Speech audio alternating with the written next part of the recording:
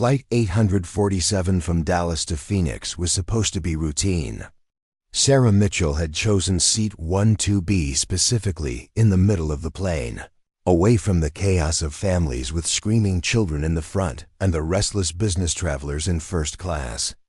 She wanted to disappear into the background, just another face in a sea of passengers heading west on a Tuesday afternoon. But sometimes, the past is a way of finding you at 35,000 feet, even when you've spent 5 years trying to outrun it. Before we jump back in, tell us where you're tuning in from. And if this story touches you, make sure you're subscribed because tomorrow I've saved something extra special for you. The boarding process had been typical chaos. Sarah clutched her worn leather messenger bag closer as passengers jostled past her in the narrow aisle, everyone eager to claim their overhead bin space and settle in for the 3-hour journey. She'd perfected the art of blending in modest clothing, minimal eye contact, earbuds already in place even though music was playing. After everything that had happened, anonymity had become her most valued companion. She slid into 12B with practiced efficiency, stowing her bag under the seat in front of her rather than risk the overhead compartment shuffle. The middle seat was never anyone's first choice, but Sarah had learned to appreciate the strategic positioning. She could observe without being observed, listen without being heard. Old habits from her previous life that she couldn't quite shake. Even in civilian clothes, the man in 12A was already absorbed in his laptop, fingers flying across the keyboard with the desperate urgency of someone trying to finish a presentation before takeoff. He barely acknowledged her presence with a polite nod. Perfect. The window seat remained empty as passengers continued filing past families with too much carry-on luggage. College students clutching coffee cups like lifelines, business travelers checking their phones one last time before the mandatory airplane mode switched out. Sarah pulled out a paperback novel, something forgettable she'd grabbed from the airport bookstore. Romance wasn't usually her genre, but the predictable plot lines helped quiet the restless energy that still plagued her during flights. 5 years since her last military transport, and she still felt the phantom weight of combat gear every time she heard jet engines spinning up. The flight attendants began their practiced safety demonstration as the last stragglers found their seats. Sarah had memorized every word of the routine years ago, back when she was the one responsible for ensuring everyone made it safely to their destination. Different kind of flying, different kind of responsibility, but the hypervigilance never fully switched off. She found herself automatically noting the nearest exits, counting rows, assessing the physical capabilities of her fellow passengers. Who would be helpful in an emergency? Who might panic? Who would follow orders without question? The businessman beside her was definitely the panicky type, already gripping his armrests during taxi, and they hadn't even reached the runway yet. Behind her, a woman was explaining to her young daughter why the phones had to be turned off, her voice carrying that patient but strained tone of parents everywhere. 2 rows up, an elderly gentleman was methodically organizing his medications in a plastic pill organizer, hands steady despite the plane's vibrations. Sarah forced herself to focus on her book as the engines roared to life. The familiar pressure against her back as the plane accelerated down the runway, that moment of weightlessness as the wheels left the ground, the slight banking turn as they climbed toward cruising altitude. She'd made this journey a dozen times. Over the past 2 years, always the same route, always alone. It was part of her new life's carefully constructed routine, visiting her sister Emma in Phoenix every few months, maintaining just enough family connection to seem normal without inviting too many questions about her past. Emma knew better than to ask about the years between Sarah's discharge and her eventual arrival on her doorstep, hollow-eyed and carrying everything she owned in 2 duffel bags. Some conversations were too dangerous for everyone involved, and Emma had always been smart enough to recognize when her older sister needed space to heal rather than space to talk. The flight reached cruising Altitude with minimal turbulence. Sarah had just started to relax when she heard it, a voice over the intercom that made her blood freeze in her veins. Not the usual cheerful flight attendant announcement about beverage service or the captain's weather update. This was different. Official. Urgent. Ladies and gentlemen, this is Captain Rodriguez speaking. We're experiencing some minor technical difficulties that require my immediate attention. Flight attendants, please remain seated with passengers until further notice. Technical difficulties. Sarah's trained ear caught the subtle tension in the pilot's voice, the careful word choice designed to inform the crew without alarming passengers. Her fingers automatically tightened on her book, muscle memory from countless briefings, where technical difficulties had been code for something far more serious. The businessman in 12A looked up from his laptop with mild concern. That doesn't sound good, he muttered, more to himself than to Sarah. She offered a non-committal smile and returned her attention to the printed page, but the words might as well have been in a foreign language. Every nerve ending in her body had suddenly come alive with the kind of heightened awareness she'd thought she'd left behind in the desert. Around the cabin, passengers were beginning to stir with the restless energy of people sensing something amiss but lacking the information to understand what. The flight attendants moved with professional calm, but Sarah noticed the way they glanced toward the cockpit door, the subtle change in their posture.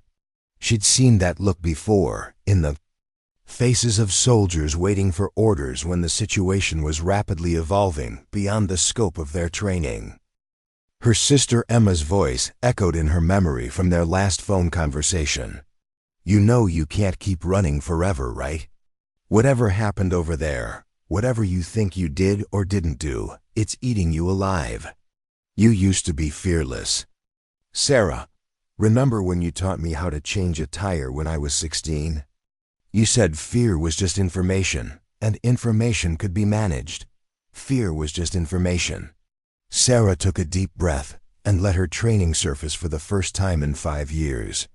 She began a systematic assessment of her environment, cataloging resources and potential threats with the cold efficiency that had once made her invaluable to her unit. The aircraft was a Boeing 737. She estimated about 150 passengers, crew of 6. They were roughly 90 minutes into a 3-hour flight, which put them somewhere over New Mexico or Arizona. Weather had been clear at departure. The intercom crackled to life again. This time, Captain Rodriguez's voice carried an unmistakable note of steel that Sarah recognized immediately, the tone of a commanding officer who had moved past hoping for the best and was now preparing for the worst. Flight attendants to stations for an important announcement. Sarah watched as the 3 visible crew members moved with sudden purpose toward their positions. Whatever was happening in the cockpit, it was serious enough to break protocol.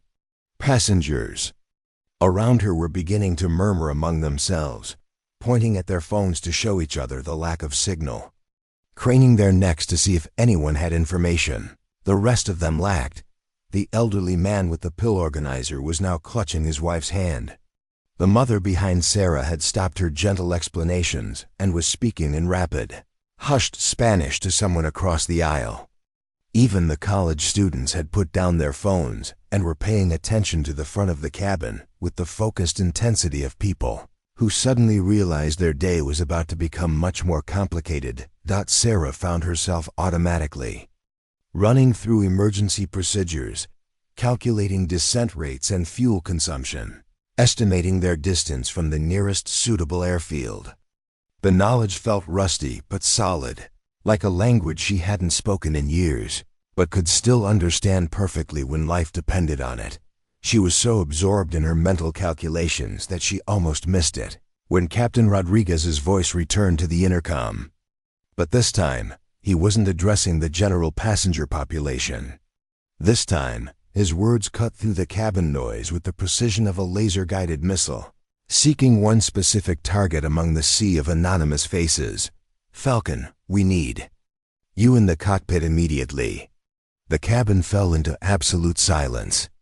150 passengers collectively held their breath as the word Falcon hung in the air like smoke from a sniper's rifle. Sarah felt every muscle in her body lock into position, her paperback novel sliding forgotten from her lap to the floor.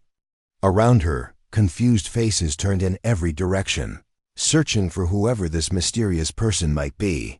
The businessman in 12A looked directly at her with sudden interest. "Do you know what that's about?"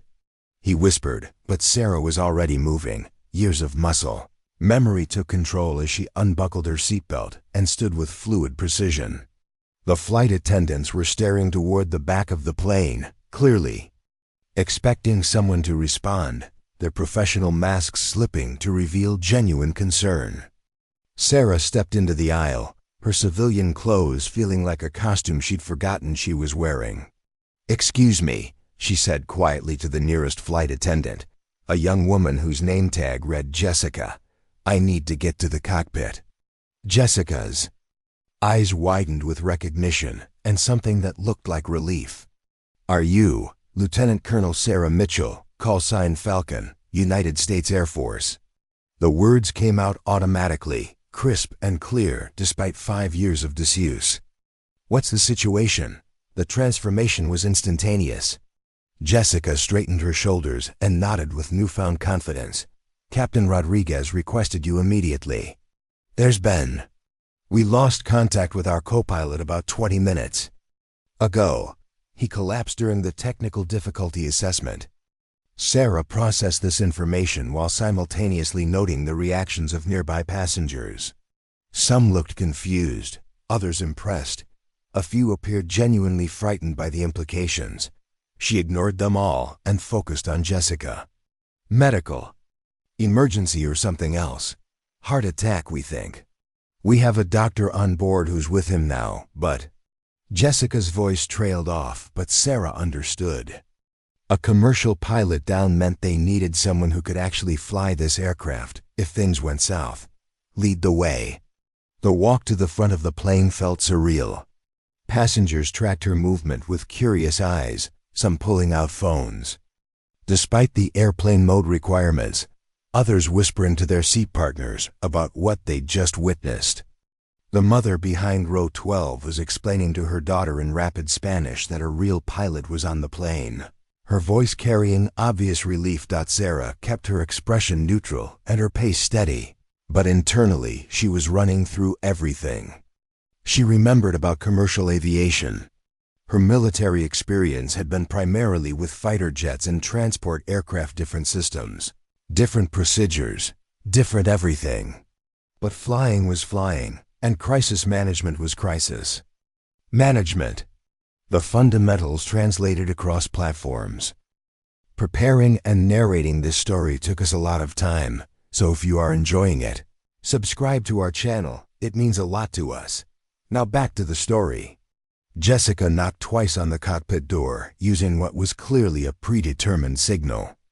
The door opened immediately, revealing Captain Rodriguez, a man in his 50s with graying temples and the kind of steady demeanor that inspired confidence in nervous passengers. Behind him, Sarah could see the co-pilot's chair empty, and through the small window, another man in civilian clothes working over someone on the floor. "Colonel Mitchell?" Rodriguez's voice carried the same authority she'd heard over the intercom, but now tinged with genuine gratitude. "I'm Captain Rodriguez. Thank you for responding so quickly." Sarah stepped into the cockpit, her trained eyes immediately assessing the instrument panel, the flight controls, the current readings on every gauge and display screen. The Boeing 737 was significantly more complex than anything she'd piloted recently, but the basic principles were universal. Altitude, airspeed, heading, fuel consumption, engine performance, all the critical information she needed was right there. "What's our current status?" she asked, settling into the co-pilot's seat without invitation. Her hands found the controls. Naturally, 5 years of civilian life falling away like shed clothing, Rodriguez was already pulling up flight plans on the navigation system. "We're approximately 40 minutes out of Albuquerque, but that's assuming normal approach procedures. First Officer Williams went down 23 minutes ago. Dr. Patel back there thinks it was a massive coronary event. He's stable for now, but you need a co-pilot who can actually function if this becomes an emergency landing situation, Sarah finished. She was already running through the checklist procedures, her mind automatically calculating fuel reserves, weather conditions, and alternative airfield options. What kind of technical difficulties were you dealing with before Williams collapsed? Rodriguez hesitated for just a moment, and Sarah recognized the expression of a commanding officer deciding how much information to share with his subordinate. Except she wasn't his subordinate anymore, and they both knew the luxury of need-to-know classifications had disappeared the moment their co-pilot hit the floor. Hydraulic pressure irregularities in the primary flight control system, he admitted. Nothing immediately dangerous, but concerning enough that I wanted Williams running diagnostics while I focused on flying. When he started the pressure tests, the reading spiked and then dropped to almost nothing. That's when he grabbed his chest and went down. Sarah felt ice water replace the blood in her veins. Hydraulic failure in a commercial aircraft wasn't just a technical difficulty, it was potentially catastrophic. Without hydraulic pressure, they could lose control of critical flight surfaces, landing gear, even braking systems. If Williams had been running tests when the system failed, there was a possibility his medical emergency wasn't coincidental. "Show me the readings," she said, her voice steady despite the growing knot in her stomach. Rodriguez pulled up the hydraulic system display, and Sarah's worst fears were confirmed. Primary hydraulic pressure was dropping steadily. Backup systems were compensating, but already showing strain, and the tertiary emergency system wasn't responding at all. This wasn't just a medical emergency anymore. This was a potential disaster. With 156 souls on board behind them, Dr. Patel looked up from his patient. "He's conscious now, but I strongly advise against any attempt to move him. His pulse is irregular and his blood pressure is extremely elevated. Any additional stress could be fatal." Sarah nodded without turning around, her attention entirely focused on the instrument panel. "Captain Rodriguez, how long have you been flying commercials?" 18 years. Military before that. Transport and cargo mostly. You? 12 years. Active duty, primarily fighter and tactical support aircraft. I haven't flown anything this size in. She paused, remembering. Actually, I have flown 737s. Not this exact configuration, but close enough. 3 years ago, I was consulting on military adaptations of commercial platforms. Rodriguez's relief was visible. "Then you understand what we're looking at here." Sarah was already reaching for the radio controls. "We need to declare an emergency and get clearance for immediate diversion to the nearest suitable field. Albuquerque is our best option, but we need to start descent procedures now while we still have hydraulic assist on the control surfaces." Agreed. "But first, Rodriguez gestured toward the passenger cabin. They're going to need to know something. Right now they think you're just helping out because our co-pilot had a heart attack. If we start emergency descent procedures without explanation..." Sarah understood. Panic was the enemy of controlled evacuation procedures. If the passengers realized they were potentially looking at a crash landing situation, even the most level-headed travelers could become dangerous obstacles to their own survival. How do you want to handle it? Rodriguez was already reaching for the intercom controls. "We tell them enough truth to get cooperation without causing mass panic. Medical emergencies requiring immediate landing, experienced pilot assisting. Everyone needs to follow crew instructions exactly." Sarah found herself thinking about the faces she'd seen in the cabin. The businessman with his presentation, the elderly couple with their medications, the mother explaining airplane safety to her daughter. All of them trusting that the people in this cockpit would get them safely to Phoenix, completely unaware that their afternoon flight had just become a test of everything. She'd learned about keeping people alive when systems failed and options disappeared. Albuquerque approach. This is United Flight 847 requesting immediate emergency clearance and approach assistance. Rodriguez's voice was calm and professional as he keyed the radio. We have a medical emergency and potential hydraulic system failure requiring priority handling. The response came back immediately, crisp and efficient. United 847, Albuquerque approach. We copy your emergency. Turn heading 270. Descend and maintain flight level 240. Emergency services are being notified. State your requirements.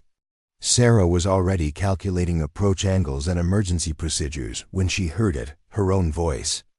Steady and clear, speaking into the radio with the authority she'd thought she'd left buried in the desert 5 years ago. Albuquerque approach. This is Lieutenant Colonel Mitchell assisting United 847. We're going to need full emergency response on the ground and clearance for a potentially non-standard approach. How to copy? Copy that, Colonel Mitchell. Full emergency response is being mobilized. We have you on primary radar and are clearing all traffic from your approach corridor. The radio acknowledgement sent a surge of adrenaline through Sarah's system that she hadn't felt in years. Her hands moved across the instrument panel with growing confidence as muscle memory overrode 5 years of forced civilian normalcy. Boeing's controls felt foreign yet familiar, like speaking a dialect of a language she'd once known fluently. Captain Rodriguez was already implementing emergency descent procedures, his movements smooth and deliberate despite the mounting crisis. Colonel, I need you to run through the hydraulic emergency checklist while I handle communications and navigation. Can you access the flight manual database? Sarah's fingers were already dancing across the display screen, pulling up system schematics and emergency protocols. The information flooded backup procedures she'd memorized during cross-training exercises, contingency plans for when primary systems failed at the worst possible moments. I've got it. The primary hydraulic system is down to 12% and falling. The secondary system is holding at 63%, but showing pressure fluctuations. We're essentially flying on borrowed time. Behind them, Dr. Patel continued, monitoring First Officer Williams, whose pallor had improved slightly but remained critically unstable. The cramped cockpit felt even smaller with 4 adults working in crisis mode. But Sarah found herself settling into the familiar rhythm of emergency response. Every person had a job, every second counted, and panic was a luxury none of them could afford. United 847, Albuquerque approach. We show your descent rate increasing. Please advise your passenger preparation status. Rodriguez reached for the intercom while Sarah continued her systematic review of backup systems. His voice carried just the right balance of authority and calm as it echoed through the cabin. Ladies and gentlemen, this is Captain Rodriguez with an important update. Due to our medical emergency, we're going to be making an unscheduled landing in Albuquerque, New Mexico. This is purely a precautionary measure to ensure our crew member receives immediate medical attention. Sarah could hear the murmur of voices from the passenger cabin, even through the closed cockpit door. Confusion, concern, but not outright panic yet. Rodriguez was handling the public relations aspect perfectly, giving people just enough information to prepare them without revealing the full scope of their situation. Flight attendants, please prepare the cabin for early arrival and ensure all passengers are following safety protocols. We expect to be on the ground in approximately 25 minutes. 25 minutes. Sarah ran the calculations in her head: descent rate, fuel consumption, hydraulic system degradation. They might have enough pressure left in the secondary system to maintain control through landing, but it would be close. Very close. Captain, I recommend we start configuring for approach now rather than waiting until final, she said, her attention split between the instrument readings and the emergency checklist. If we lose secondary hydraulics during final approach, we'll need every advantage we can get. Rodriguez nodded grimly. Agreed. How much manual control do we have if everything fails? Sarah had been dreading that question, but the answer was surprisingly reassuring. More than you might think. I've flown aircraft with complete hydraulic failure before, different platform, but same basic principles. We'll have limited control authority, but it's not impossible. The key is maintaining speed and energy management. What she didn't mention was that her previous experience with total hydraulic failure had been in a military transport aircraft, designed for rough handling, not a commercial airliner built for smooth efficiency. The margin for error would be significantly smaller, and the consequences of mistakes exponentially more severe. Colonel Mitchell, this is Albuquerque Tower. We've been monitoring your situation and have emergency crew standing by. Can you give us an assessment of your landing requirements? Sarah keyed the radio, her voice steady and professional. Albuquerque Tower, we're planning for a potentially manual approach with limited control authority. We'll need maximum runway length, emergency vehicles positioned for immediate response, and medical personnel standing by for our crew member. We may not be able to taxi clear of the runway after landing. Copy all, Colonel. Runway 10 left is being cleared and prepared. Length is 10,000 feet. Emergency equipment will be positioned accordingly. Medical transport is standing by. 10,000 feet of runway. Sarah felt some of the tension leave her shoulders. That was more than enough length to handle even. A challenging approach, assuming they could maintain directional control after touchdown. She turned her attention back to the hydraulic system readings, noting that the pressure drop had stabilized somewhat. Maybe they'd catch a break. Rodriguez was already configuring the aircraft for approach, his hands moving with practiced precision through procedures he performed thousands of times under normal circumstances. But nothing about this situation was normal, and both pilots knew that the next 20 minutes would test every skill they'd accumulated over their combined decades of flying. Sarah, Rodriguez said quietly, using her first name for the first time since she'd entered the cockpit. I need to ask you something, and I need a completely honest answer.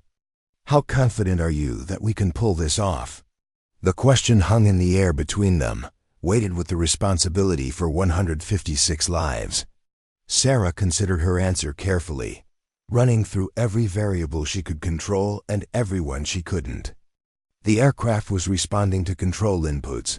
They had adequate fuel. Weather conditions were favorable, and they were working with one of the longest runways in the Southwest. But hydraulic systems didn't fail gradually when they went completely and without warning. I'm confident we can get this aircraft on the ground safely, she finally answered. Whether that's a smooth landing or a controlled crash depends on variables we can't predict. But Captain, I've been in worse situations with fewer options and less capable equipment. This is manageable. Rodriguez nodded, and Sarah could see him processing her assessment. In the military, manageable was often the best-case scenario. When dealing with equipment failures and hostile conditions, it meant survival was possible with skill, luck, and proper execution of emergency procedures. Flight attendants to stations for emergency preparation, Rodriguez announced over the intercom. The change in his tone was subtle but unmistakable. This was no longer a precautionary landing for a medical emergency. This was preparation for the possibility that their aircraft might not be completely under control when it touched down. Sarah watched the altimeter continue its steady decrease while monitoring hydraulic pressure readings that seemed to fluctuate with each minor control input. The secondary system was holding, but just barely. She found herself thinking about the passengers in the cabin, all those faces she'd cataloged during the normal part of their flight. The businessman with his presentation would never make his meeting. The mother would have some difficult questions to answer when her daughter asked why the airplane needed so many fire trucks on the ground. But they would be alive to have those conversations, Sarah told herself firmly. That was what mattered. That was what all her training had been designed to accomplish, bringing people home when the odds were stacked against them and the margin for error had shrunk to nothing. "Colonel, we're getting a new hydraulic alarm." Rodriguez's voice carried a note of tension that hadn't been there moments before. Sarah's eyes snapped to the warning panel, where a new red light was flashing insistently. "Secondary hydraulic system." Pressure was dropping faster now, the steady decline becoming an accelerating curve toward total failure. They had maybe 10 minutes of partial control left, and they were still 8 minutes out from the runway. "Albuquerque Tower, United 847. We're experiencing additional system degradation. Request immediate clearance for straight-in approach, runway 10 left. Declare this a full emergency." The response came back instantly. "United 847, you are cleared for immediate approach, runway 10 left. All traffic is being diverted. Emergency crews are in position. Good luck, Colonel." The next 6 minutes unfolded like a carefully choreographed dance between disaster and salvation.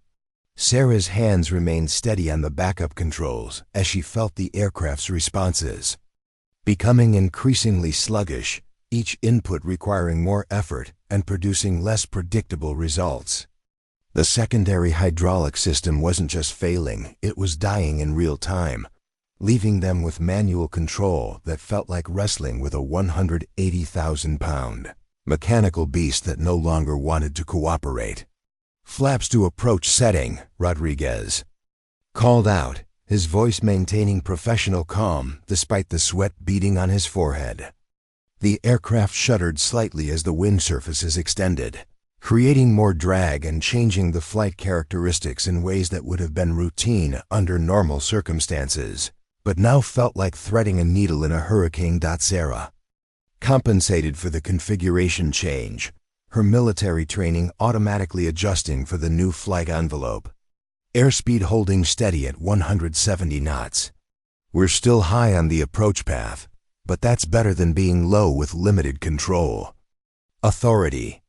Through the windscreen, Albuquerque's runway lights were becoming visible in the distance, a reassuring line of white and red markers stretching across the high desert landscape.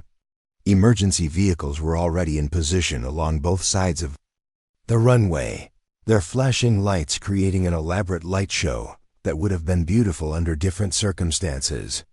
Fire trucks, ambulances, rescue equipment, an entire small city of emergency responders, waiting to see whether their services would be needed for a routine precautionary landing or something far more serious. United 847, Albuquerque Tower. "We show you approximately 4 miles out. How are you handling it?" Rodriguez keyed the radio while Sarah continued fine-tuning their approach angle. "Tower, we've lost secondary hydraulics. We're on manual control now. The aircraft is responding, but we may need the full runway length and possibly some assistance." Stopping. What he didn't say, but what every pilot listening to the radio frequency understood, was that they were now flying an aircraft that could potentially become uncontrollable at any moment. Modern commercial aviation had multiple backup systems specifically because hydraulic failure was one of the few scenarios that could transform a routine flight into a survival situation without warning. Behind them in the cockpit, Dr. Patel was monitoring First Officer Williams, who had regained consciousness but remained critically unstable. "Colonel, his vital signs are improving slightly, but any jarring impact could cause serious complications. How smooth can you make this landing?" Sarah almost laughed at the question, but the sound that emerged was more grimace than humor. "Doctor, under normal circumstances I could put this aircraft down like a feather. Right now, I'm aiming for controlled impact rather than catastrophic crash. Smooth is a relative term when you're essentially flying a glider that weighs as much as a freight train." The approach path required constant correction as Sarah fought against control inputs that seemed to have a mind of their own. The aircraft wanted to bank left, then right, then settle into an uncomfortable oscillation that required continuous counter-pressure on the manual controls. Rodriguez was handling engine power settings and landing configuration while she focused entirely on keeping them lined up with the runway centerline. 3 miles out, Rodriguez announced. Landing gear down. The gear extension created another configuration change that Sarah felt through the control surfaces. The aircraft's center of gravity shifted, drag increased significantly, and the manual controls became even more sensitive to input variations. But the landing gear locks engaged successfully, which meant they wouldn't have to deal with a belly landing on top of everything else. Gear down and locked, 3 green lights, Rodriguez confirmed. Flaps to landing position. Sarah could hear the mechanical whirring of the flap extension system, one of the few remaining hydraulically assisted functions still operational. The wing configuration change was dramatic, transforming their sleek transport into something that felt more like a controlled falling brick. But it was a brick that was still responding to her inputs, still maintaining directional control, still following something resembling a normal approach path. 2 miles out. Airspeed 150 knots and steady. Through the passenger cabin behind them, Sarah could hear the flight attendants beginning their emergency landing preparation announcements. The tone was professional and calm, but passengers weren't stupid. They could see the emergency vehicles on the ground. They could feel the aircraft's unusual handling characteristics, and they could probably sense the tension radiating from the cockpit even through the closed door. The businessman from seat 12A would be gripping his armrests now, his presentation forgotten. The elderly couple would be holding hands, possibly praying. The mother would be explaining to her daughter why there were so many fire trucks on the ground, trying to sound reassuring while fighting her own fear. All of them trusting that the 2 pilots in the cockpit had everything under control. Sarah pushed those thoughts aside and focused on the runway threshold, approaching at 150 knots. The approach angle looked good, the airspeed was stable, and the aircraft was still responding to control inputs. Not perfectly, not smoothly, but adequately. In military aviation, adequate was often the difference between mission success and catastrophic failure. 1 mile final, looking good, Sarah. Rodriguez's use of her first name again carried undertones of professional respect and personal gratitude. They were going to make it to the runway. Whether they could stop safely once they got there remained to be seen. Albuquerque Tower, United 847 on final approach. Emergency crew standing by? Affirmative, United 847. All emergency services are in position. Wind is calm, visibility unlimited. You're cleared to land on the runway, 10 left. The runway threshold passed beneath them at exactly the right height and airspeed. Sarah felt the main landing gear contact the pavement with a solid thump that transmitted through the aircraft structure like a gunshot, followed immediately by the nose gear touching down with slightly less authority. They were on the ground, but their problems were far from over. Reverse thrust, Rodriguez called out, pulling the engine controls to maximum reverse power. The deceleration was immediate and dramatic, but Sarah could feel the aircraft trying to veer left as the asymmetric forces of reverse thrust fought against her manual control inputs.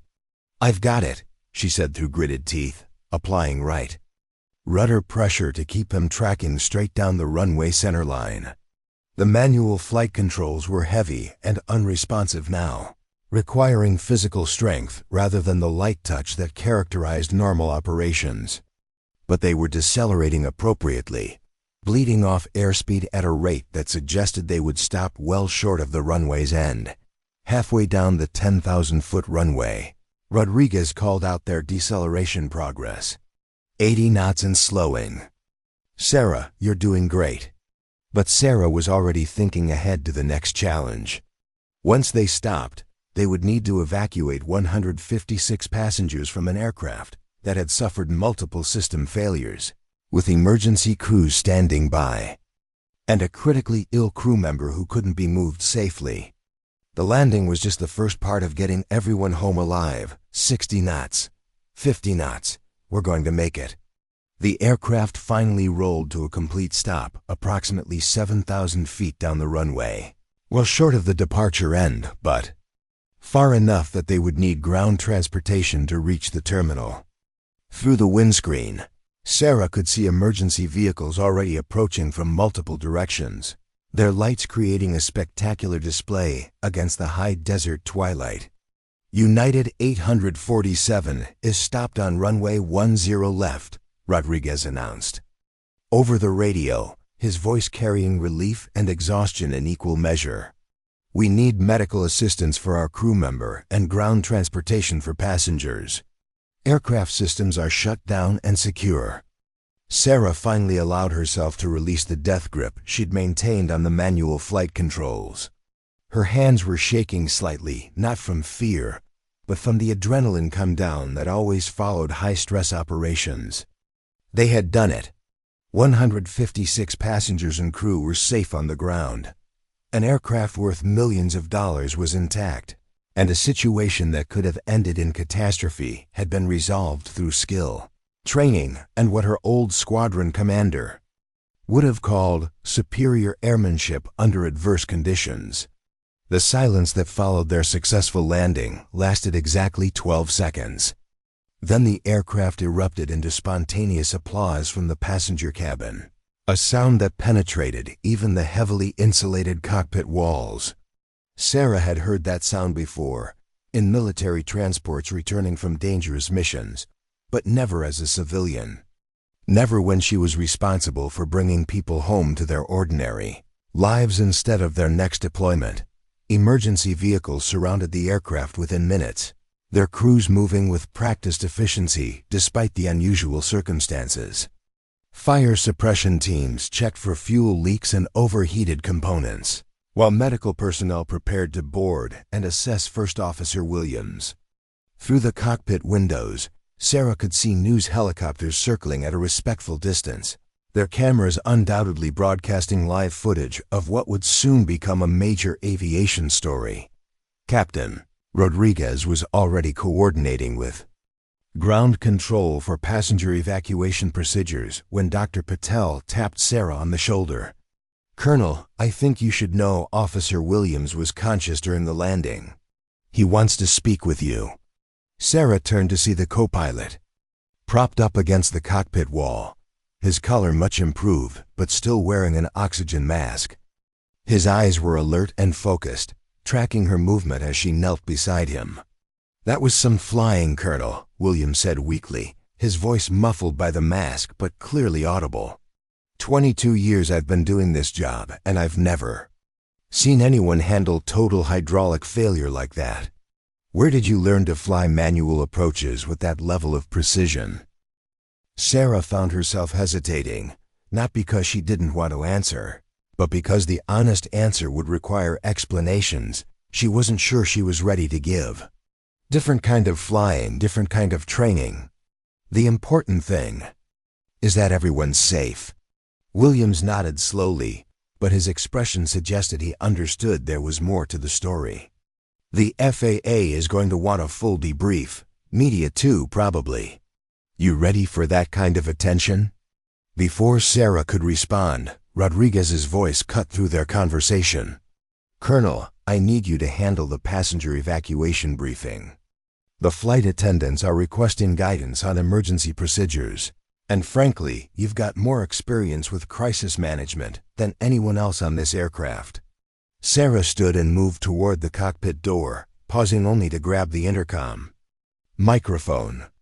Her reflection in the dark window showed a woman she barely recognized, composed, confident, wearing authority like a uniform she'd thought she'd permanently retired. 5 years of hiding from her past seemed to evaporate in the space between one breath and the next. "Ladies and gentlemen, this is Lieutenant Colonel Sarah Mitchell speaking from the cockpit." Her voice carried through the cabin with unmistakable command presence, cutting through the excited chatter and nervous energy of 150 people. who had just survived something they would remember for the rest of their lives.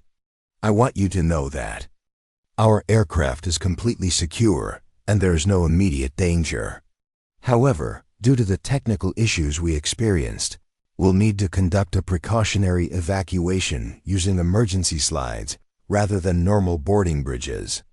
This is purely a safety protocol, and our cabin crew will guide you through the process step by step. She paused, looking through the cockpit door window at faces turned toward the speaker system with expressions ranging from relief to curiosity to lingering concern. These weren't soldiers under her command. They were ordinary people who had trusted her with their lives and deserved to understand what had happened to them. I also want you to know that what you experienced today was the result of a rare but manageable mechanical failure. Your flight crew performed exactly as trained. Our emergency systems functioned properly, and every person on this aircraft responded with the kind of calm professionalism that makes commercial aviation the safest form of transportation in human history. The businessman from 12A was staring directly at the cockpit door now, his expression a mixture of amazement and respect. Behind him, the elderly couple were embracing, tears visible on both their faces. The mother was explaining something to her daughter in rapid Spanish, gesturing toward the front of the aircraft where the voice was coming from. We'll be evacuating starting with passengers in the rear of the aircraft and moving forward. Please leave all personal belongings behind, assist fellow passengers who need help, and follow crew instructions exactly. You're going to walk away from this aircraft under your own power, and tomorrow you'll have one hell of a story to tell your friends and family. Sarah handed the microphone back to Rodriguez and moved toward the cabin, where the flight attendants were already beginning evacuation procedures. Jessica approached her immediately, no longer showing any trace of the uncertainty she displayed earlier in the crisis. Colonel, passengers are asking questions about what happened and who you are. How much should we tell them? The question hit Sarah harder than she'd expected. For 5 years, she'd maintained careful anonymity, avoiding situations that might require her to explain her background or her qualifications. She'd built an entire life around being invisible, unremarkable, just another face in the crowd. But visibility came with responsibility, and responsibility was something she'd never been able to abandon completely. Tell them the truth, Sarah said finally. I'm a retired Air Force pilot who happened to be on their flight when they needed someone with relevant experience. Sometimes coincidences save lives. The evacuation proceeded with military efficiency, passengers sliding down the emergency chutes into the waiting arms of ground crews, while their luggage remained behind in the aircraft. Sarah positioned herself near the main cabin door, helping elderly passengers and families with small children navigate the unfamiliar evacuation procedures. It felt natural, purposeful, like stepping back into a role she'd been born to fill. The businessman from 12A was one of the last passengers to evacuate. As he approached the door, he paused and extended his hand toward Sarah. I don't know what your story is, Colonel, but I'm glad you were on our flight today. Thank you. Sarah shook his hand, noting the firm grip and direct eye contact of someone who understood the gravity of what had just occurred. Just doing my job, she replied automatically, then caught herself. Well, doing someone's job anyway. He smiled at that, an expression of genuine warmth that suggested he appreciated both her skill and her humility. Whatever brought you to seat 12B today, I'm grateful for it. We all are. After the last passenger had evacuated safely, Sarah found herself alone in the empty aircraft with Rodriguez and the medical team still attending to First Officer Williams. The silence felt surreal after the controlled chaos of the previous hour, broken only by the distant sounds of emergency vehicles and the quiet conversation of the medical personnel. Colonel, Rodriguez said quietly, approaching her near the evacuated cabin, I need to ask you something, and I hope you'll give me an honest answer. What happened to you? Why was someone with your level of skill and experience sitting in a middle seat on a commercial flight instead of flying for the airlines or the military?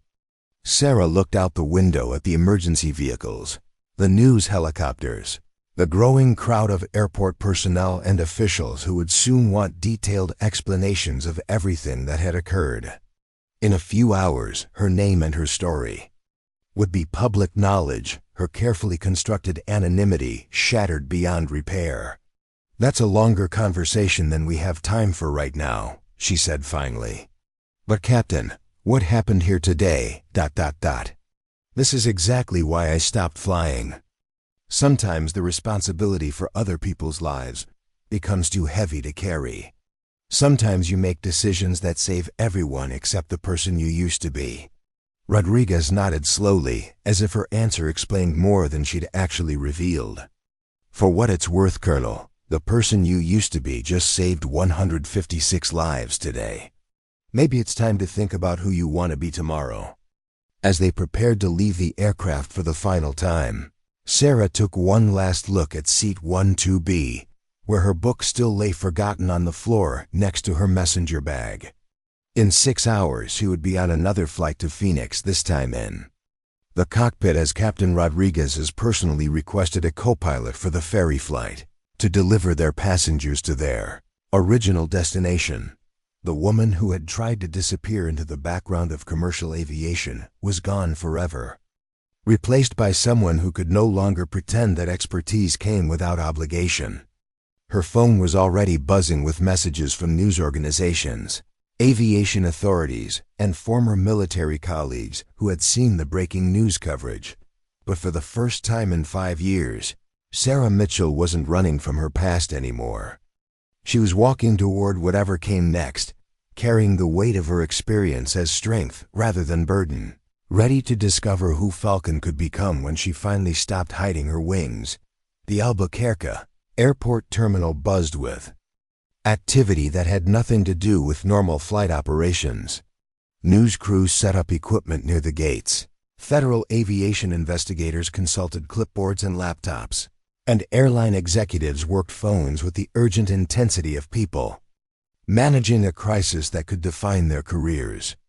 Sarah observed all of this through the window of a small conference room where she'd been waiting for the past 2 hours, giving statement after statement to an endless parade of officials who all seemed to need slightly different versions of the same story. Her phone hadn't stopped buzzing since word of the emergency landing had hit social media.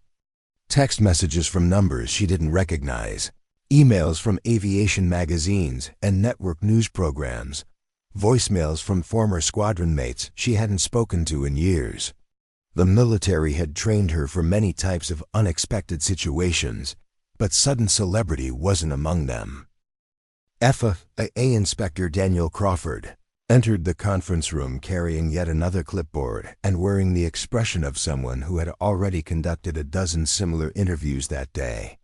He was younger than Sarah had expected, probably early 40s, with the kind of methodical demeanor that suggested he'd built his career on attention to detail rather than dramatic flair. "Colonel Mitchell, I apologize for the wait. I know you've already covered most of this with my colleagues, but I need to go through the technical aspects one more time for our final incident report." Crawford settled into the chair across from her and pulled out a digital recorder. "This is primarily about the hydraulic system failure and your decision-making process during the emergency approach." Sarah nodded, though part of her attention remained focused on the activity visible through the window.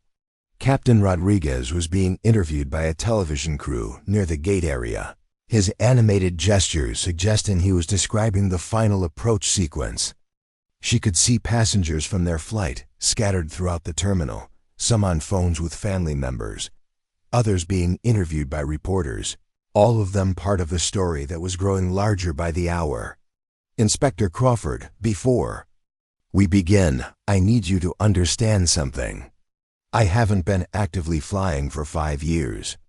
My currency on commercial aircraft was essentially zero when I entered that cockpit. Everything I did was based on general aviation principles and military training that may not translate perfectly to commercial operations. Crawford looked up from his notes with genuine interest. Colonel, you just successfully landed a Boeing 737 with total hydraulic failure using manual controls.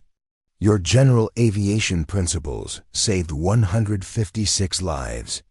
I think your self-assessment might be overly modest. The compliment felt strange coming from a federal investigator whose job was to find fault with aviation decisions. Sarah had expected skepticism, detailed questioning about her authority to take control of the aircraft, possibly even suggestions that her intervention had complicated rather than resolved the crisis. Instead, Crawford seemed genuinely impressed by the outcome. Walk me through your decision to take manual control during the final approach, Crawford continued. At what point did you determine that traditional landing procedures wouldn't be sufficient? Sarah closed her eyes briefly, recalling the feeling of the control surfaces becoming increasingly unresponsive as the secondary hydraulic system failed. When the backup system pressure dropped below 30%, I knew we were transitioning from assisted control to essentially manual flight. In military aircraft, we train for that scenario regularly. Commercial aviation assumes it will never happen because the redundancy systems are so comprehensive. But it did happen. It did happen. And when it happens, you can either fight the aircraft or work with it. Captain Rodriguez made the right decision to let me handle the manual controls while he managed everything else. Two-pilot coordination under those circumstances is critical. Crawford made notes on his tablet while Sarah continued her technical explanation. Through the window, she could see the businessman from seat 12A being interviewed by a reporter, his hands moving expressively as he described his experience. Even from a distance, his body language suggested excitement rather than trauma. People loved survival stories, especially when they could cast themselves as heroes simply for remaining calm under pressure. Colonel, I have to ask about your background. Your military record indicates extensive flight experience, but there's a gap between your discharge and today that's unusual for someone with your qualifications. Can you help me understand why you weren't flying commercially?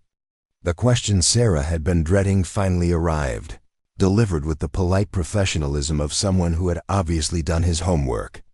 Her military service record was public information, but the circumstances of her discharge and her subsequent disappearance from aviation would require explanation she wasn't sure she was ready to provide. Inspector, that's a personal matter that doesn't relate to today's incident. I was qualified to assist with the emergency. I made decisions based on sound aeronautical principles, and the outcome speaks for itself. My reasons for not pursuing commercial aviation are irrelevant to your investigation. Crawford studied her face carefully, obviously recognizing the careful boundaries she was establishing. Fair enough. But Colonel, you should know that this incident is going to generate significant attention. Your background, your qualifications, your presence on that particular flight, people are going to have questions. Through the conference room window, Sarah could see a familiar figure approaching across the terminal concourse. Emma, her sister, moving with the purposeful stride of someone who had driven 3 hours from Phoenix after seeing breaking news. Coverage of Flight 847. Behind her walked a man Sarah didn't recognize. Tall and distinguished looking, wearing a suit that suggested either airline management or government authority. Inspector Crawford, I think we're about to have company. The conference room door opened to admit Emma, whose expression mixed relief and exasperation in equal measure. The man behind her introduced himself as Thomas Wellington, Vice President of Flight Operations for the airline, and his handshake carried the firm confidence of someone accustomed to managing crises. Colonel Mitchell, Wellington began without preamble, I want to thank you personally for your actions today. But I also want to discuss something that might interest you professionally. Emma rolled her eyes at Wellington's directness. "Sarah, this gentleman has been calling me for the past hour trying to get your contact information. Apparently, you've made quite an impression on people who know about flying airplanes." Sarah looked between her sister and the airline executive, sensing that her carefully controlled situation was about to become significantly more complicated. "Mr. Wellington, I appreciate your gratitude, but if you're here to offer me a job, I should tell you immediately that I'm not interested in returning to commercial aviation." Wellington smiled at her directness. "Colonel, with respect, I don't think you understand what happened here today. You didn't just save 156 lives, you demonstrated a level of crisis management and technical skill that's extremely rare in our industry. We've had 3 major airlines call our headquarters in the past 2 hours asking about your availability." "My availability for what?" "Training programs, emergency response consulting, aircraft certification testing." "Colonel, there are pilots with 20,000 hours of commercial experience who couldn't have done what you did today. The aviation industry needs people with your capabilities, especially for training scenarios that push beyond normal operating procedures." Emma settled into a chair beside Sarah, her expression suggesting she'd been listening to similar pitches during her drive from Phoenix. "Sarah, he's not the only one. Your phone has been ringing constantly. Aviation magazines, documentary producers, military recruiters, even a book publisher. Apparently, mysterious retired military pilots who save commercial flights are in high demand." Sarah felt the walls of her carefully constructed anonymity crumbling around her. For 5 years, she'd built a life based on invisibility, routine, and the comfortable predictability of avoiding situations that required expertise or leadership. Now, in the space of a single afternoon, she'd become exactly the kind of public figure she'd been trying not to be. "Mr. Wellington, I appreciate the offers, but you need to understand something. I stopped flying because I was good at it. I was very good at it, and that level of responsibility eventually becomes a burden that some people can't carry indefinitely. What happened today was an emergency situation that required immediate action. That doesn't mean I'm ready to return to a career that puts me in similar situations on a regular basis." Wellington leaned forward with the intensity of someone making a sales pitch that could define a career. "Colonel, what if I told you that most commercial pilots will never face a situation like what you handled today? What if the job involved training others to handle scenarios they'll probably never encounter, rather than flying routine commercial routes? I'd say you're describing exactly the kind of position that would put me back in a cockpit on a regular basis, which is what I've been avoiding." Inspector Crawford had been listening to this conversation with obvious interest, his investigation temporarily forgotten in favor of what was becoming a professional recruitment discussion. "Colonel, if I may interrupt, the aviation industry has been struggling with emergency training protocols for exactly the kind of scenario you handled today. Most commercial pilots have never experienced total systems failure because modern aircraft are so reliable. Your military background gives you experience with crisis management that civilian training programs simply can't replicate." Emma touched Sarah's arm gently, drawing her attention away from the 2 men who were obviously building toward a coordinated pitch. "Sarah, you've been hiding from flying for 5 years. But you've also been miserable for 5 years. I've watched my sister turn into someone who's afraid of her own competence, and that's not healthy for anyone." The observation stung because it was accurate. Sarah had spent half a decade constructing a life that deliberately avoided situations where her expertise might be required or her judgment might determine outcomes that mattered. She'd chosen jobs that didn't challenge her, relationships that didn't demand emotional investment, and routines that minimized the possibility of unexpected responsibility. "Emma, it's more complicated than that." "Is it? Because from where I'm sitting, it looks like you just spent an hour proving to yourself that you're still exactly as capable as you always were." Maybe more capable, because now you have perspective that comes from walking away and choosing to come back. Through the window, Sarah could see ground crews preparing another aircraft for departure, their movements choreographed with the precision that made commercial aviation possible. Routine procedures performed by skilled professionals who trusted each other to do their jobs correctly, safely, and without drama.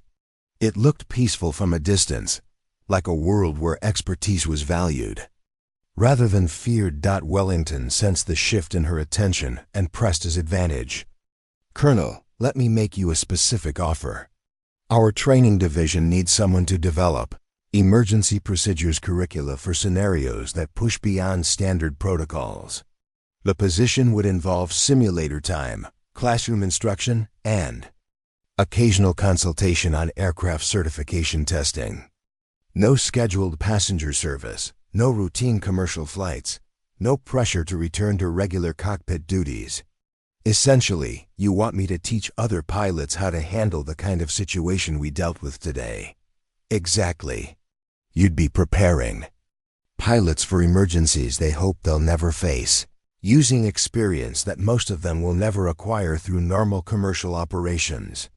It's specialized work that requires someone with both a military background and demonstrated crisis management capabilities." Sarah looked at her sister, whose expression suggested she'd already formed an opinion about what Sarah should do. "Emma, what do you think?" "I think you've been running from your own competence for 5 years, and today proved that competence doesn't disappear just because you try to ignore it. I also think that maybe the reason you stopped flying wasn't because you were too good at it, but because you needed to prove to yourself that you could choose not to be defined by what you were good at." The insight hit Sarah like a physical blow, cutting through 5 years of carefully constructed justifications for her self-imposed exile from aviation. She hadn't stopped flying because the responsibility was too heavy. She'd stopped flying because she needed to know that she was more than just her expertise, that her identity extended beyond her professional capabilities. "And now?" Sarah asked. Quietly. Emma smiled for the first time since entering the conference room. "Now you get to choose who you want to be, instead of who you think you should be. That's what adults do, Sarah. They make choices based on what they want their lives to look like, not what they're afraid their lives might become." Wellington pulled a business card from his jacket pocket, placing it on the table between them. "Colonel, I'm not asking for an answer today, but I am asking you to consider the possibility that your experience might be exactly what our industry needs to improve emergency response training. Take some time to think about it." Inspector Crawford closed his tablet and stood to leave. "Colonel Mitchell, your cooperation today has been invaluable. The preliminary investigation suggests that your actions were not only appropriate, but potentially prevented a much more serious outcome.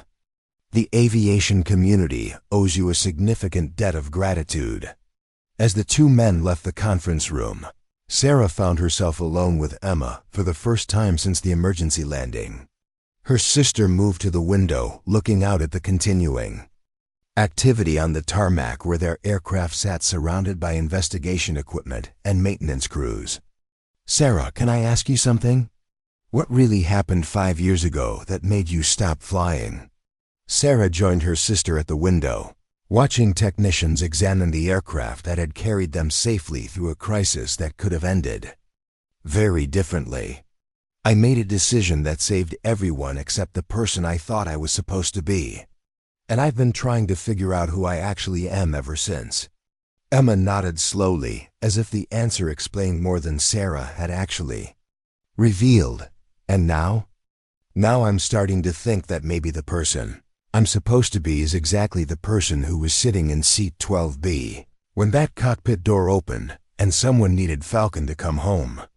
6 months later, Sarah stood in the Advanced Flight Simulator facility at the airline's training center in Denver, watching a seasoned captain struggle with the same hydraulic failure scenario she'd faced over New Mexico. The pilot in the simulator, Captain Janet Morrison, 15 years of commercial experience, spotless safety record, was sweating through her uniform shirt as she fought controls that no longer responded with their usual precision. Bank angle increasing, Sarah announced through the intercom from the instructor's station. Airspeed decreases through minimum approach speed. What's your next decision, Captain Morrison? Morrison's voice came back tense but determined. Requesting an emergency vector to the closest suitable field. I need more runway length and a full emergency response. Approved. Turn heading 270. Descend to 3,000 feet. Acknowledge your understanding that you're now flying essentially manual controls with limited authority. Sarah watched the captain's technique improve as she adapted to the aircraft's degraded handling characteristics. This was Morrison's third attempt at the scenario, and each time she'd gotten closer to the smooth, controlled approach that would translate to actual passenger safety in a real emergency. The simulation was brutally realistic, incorporating every variable Sarah could remember from her own experience, plus several additional complications that pushed even experienced pilots beyond their comfort zones through the observation window. Sarah could see the dozen other pilots waiting their turn at what had become known throughout the industry as the Falcon Protocol emergency training scenarios based on real-world system failures that pushed beyond standard commercial aviation procedures. Word had spread quickly through pilot communities about the new training program that actually prepared crews for the kind of catastrophic failures they'd always hoped they'd never encounter. Dr. Elizabeth Hayes, the airline's chief training officer, entered the instructor station carrying coffee and wearing the satisfied expression of someone whose program was exceeding all expectations. Sarah, we just got confirmation from the FAA that 3 more airlines want to license the Falcon Protocol for their training programs. Morrison makes 18 successful completions this month alone. Sarah nodded while maintaining her attention on Morrison's approach technique. The captain was handling the simulated aircraft smoothly now, her control inputs precise and deliberate despite the challenging circumstances. She's got it. Call the approach successful and debrief her on energy management during the final mile. Roger. That, Captain Morrison. Simulation complete. Excellent work on that approach. Please secure the aircraft and report to debriefing room 3. As Morrison shut down the simulator systems, Sarah reflected on the strange path that had brought her to this moment. The job offer from Wellington had materialized into something more comprehensive and meaningful than either of them had initially envisioned. Rather than simply developing the curriculum, Sarah had become the cornerstone of an entirely new approach to emergency training that was revolutionizing how commercial pilots prepared for crisis situations. The Falcon Protocol wasn't just about hydraulic failures. Over the past 6 months, Sarah had developed scenarios covering engine failures during critical phases of flight, electrical system malfunctions, severe weather encounters, and even potential security threats. Each scenario drew from her military experience while incorporating the specific challenges of commercial aviation operations. Pilots emerged from the training with confidence that they could handle situations they'd previously only read about in emergency manuals. Sarah, we need to talk about the documentary proposal, Dr. Hayes continued, settling into a chair beside the simulator controls. The production company has submitted their final treatment, and it's quite compelling. They want to recreate the Flight 847 incident with full aircraft mock-ups and then follow your development of the training program. They're calling it When Passengers Become Pilots, The Falcon Story. Sarah grimaced at the title. The media attention following the emergency landing had been relentless for the first month, gradually settling into a steady stream of interview requests and speaking engagements that she'd mostly declined. The documentary proposal represented a level of public exposure that made her deeply uncomfortable, despite the potential benefits for aviation safety awareness. Elizabeth, I've told you how I feel about the media attention. This job works because it allows me to contribute to aviation safety without becoming a public figure. A documentary would change that permanently. I understand your concerns, but consider the broader impact. Right now, the Falcon Protocol is limited to airlines that can afford specialized training programs. A documentary could raise awareness about emergency preparedness across the entire industry. Smaller carriers, regional airlines, even private pilots could benefit from seeing these scenarios demonstrated professionally. Before Sarah could respond, her phone buzzed with a text message from an unknown number. The preview showed only the first few words. Colonel Mitchell, this is Captain Rodriguez from Flight 847... She opened the full message with curiosity that quickly turned to surprise. Sarah, I hope this message finds you well. I wanted you to know that I'm being promoted to Chief Pilot for Western Operations, and I've specifically requested authorization to implement the Falcon Protocol across our entire training program. But more importantly, I wanted to ask if you'd consider a different kind of position. We need a new director of emergency response training, someone who can ensure that what happened to us never catches another crew unprepared. The job would involve working directly with aircraft manufacturers, regulatory agencies, and other airlines to standardize crisis response procedures industry-wide. It's a big job, Sarah, but I can't think of anyone more qualified. Are you interested in a conversation about changing the future of aviation safety? Sarah stared at the message, recognizing the magnitude of what Rodriguez was proposing. The position he described would put her at the center of industry-wide safety initiatives, working with the highest levels of commercial aviation to prevent the kind of near-disaster they'd survive together. It was exactly the kind of high-responsibility role she'd spent 5 years avoiding, but also potentially the most meaningful work she could imagine. Dr. Hayes noticed her expression and raised an eyebrow. Good news or bad news? I'm not sure. Yet. Sarah showed her the message, watching Elizabeth's eyes widen as she read Rodriguez's proposal. Sarah, that's an incredible opportunity. Rodriguez has become one of the most respected voices in commercial aviation since the Flight 847 incident. If he's offering you a position at that level, it means the industry has recognized what you've accomplished here. It also means giving up the relative anonymity I've managed to maintain. That kind of position would involve congressional testimony, international safety conferences, media interviews. Everything I've been trying to avoid. Elizabeth leaned back in her chair, studying Sarah with the expression of someone preparing to deliver unwelcome but necessary advice. Sarah, can I be completely honest with you about something? You're already a public figure in the aviation industry. Pilots talk, safety officers share information, and everyone knows about the Falcon Protocol and who developed it. You can't stay hidden anymore, so the question becomes whether you want to influence the conversation or just react to it. Through the observation window, Sarah could see the next group of pilots preparing for their simulator session.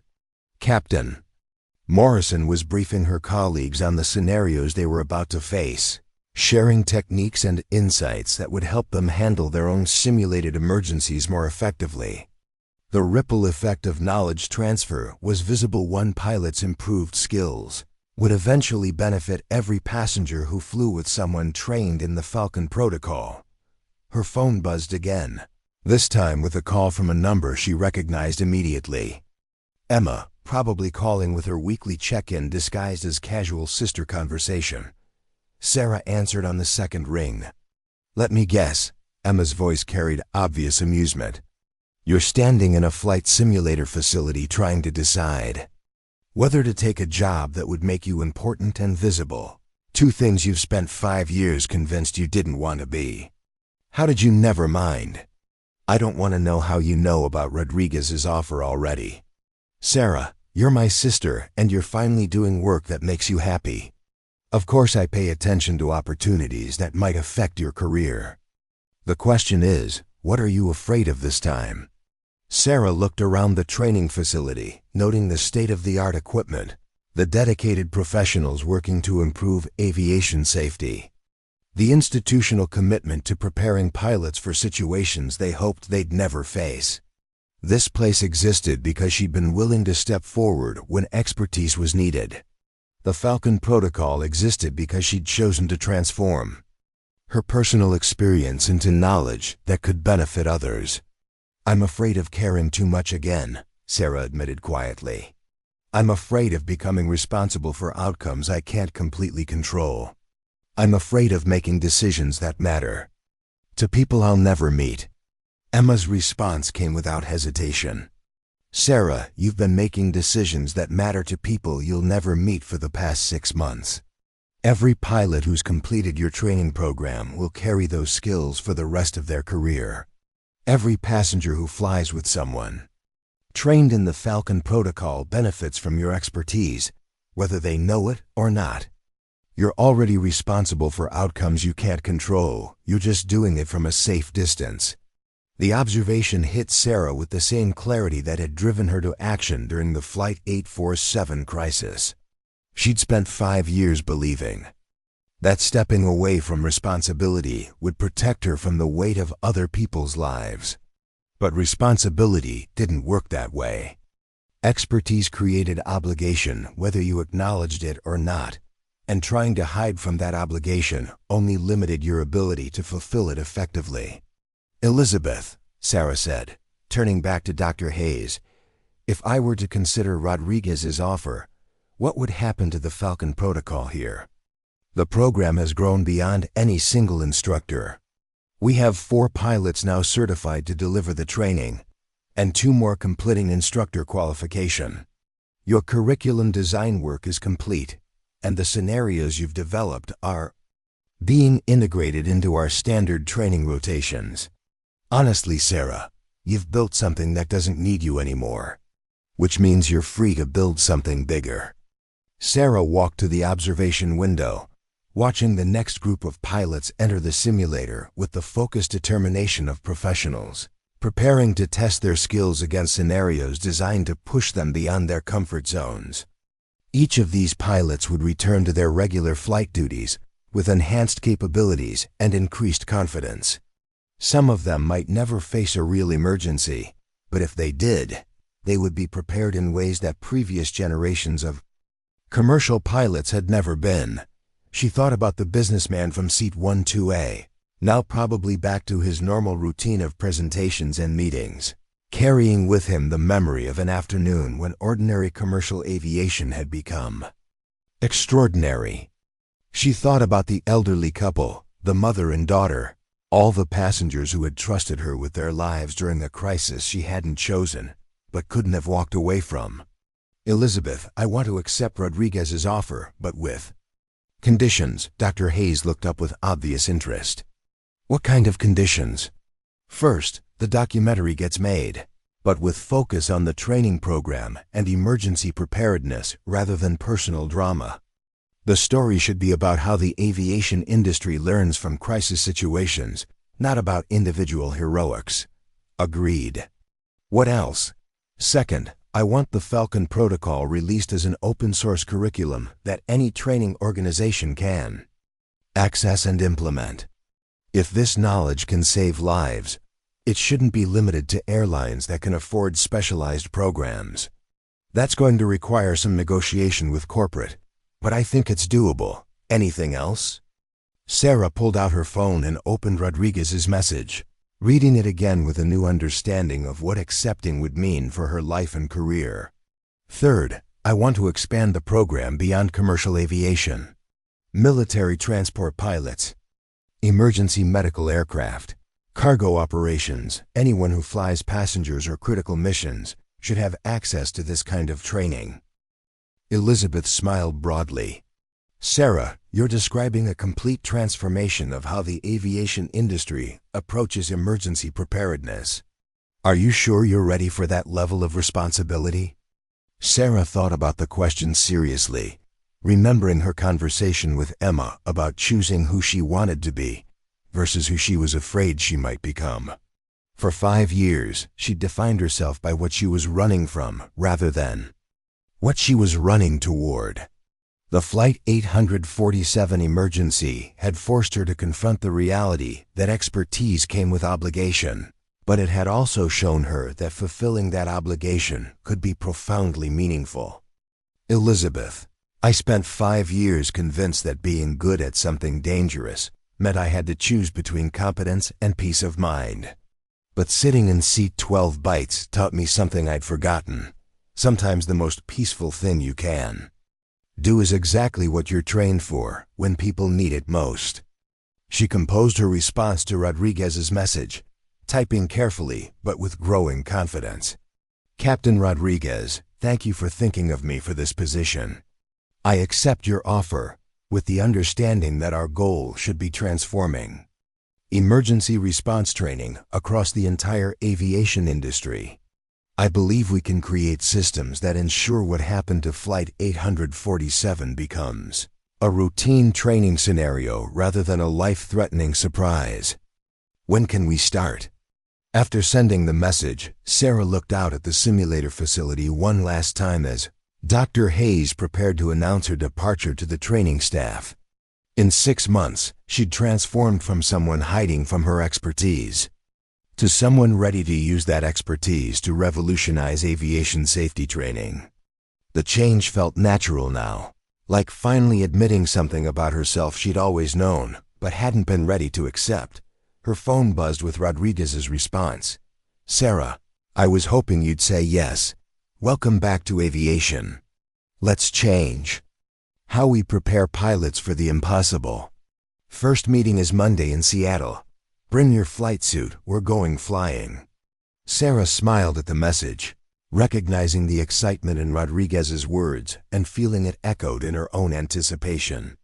For the first time in 5 years, she was walking toward responsibility rather than away from it, ready to discover what Falcon could accomplish when she stopped hiding her wings and remembered how to soar. The woman who had tried to disappear into seat 12B was gone forever, replaced by someone who understood that true peace came not from avoiding responsibility, but from fulfilling it with skill, courage, and the knowledge that expertise shared could save lives she would never meet. Sarah Mitchell was ready to be Falcon again, but this time on her own terms and for purposes she had chosen rather than simply accepted. 6 hours later, she was on a flight to Seattle, sitting in first class as a courtesy from the airline, working on her laptop to outline the training protocols that would transform how pilots prepared for emergencies. The flight was smooth, routine, unremarkable, exactly the kind of safe, professional aviation operation that existed because countless pilots had dedicated their careers to ensuring that flying remained the safest form of transportation in human history. But if something had gone wrong, if the aircraft had developed problems that pushed beyond normal procedures, Sarah would have been ready. Not because she was looking for another emergency, but because readiness was what she owed to everyone who trusted aviation professionals to bring them safely home. As the aircraft descended toward Seattle, Sarah looked out the window at the approach. Lights that guided thousands of safe landings every day, maintained by professionals who understood that routine safety required extraordinary preparation. Tomorrow, she would begin building systems to ensure that preparation extended to scenarios pilots hoped they would never face. It was exactly the work she was meant to do. And for the first time in 5 years, she was exactly where she belonged. Up next, you've got 2 more standout stories right on your screen. If this one hits the mark, you won't want to pass these up. Just click and check them out. And don't forget to subscribe and turn on the notification bell so you don't miss any upload from us.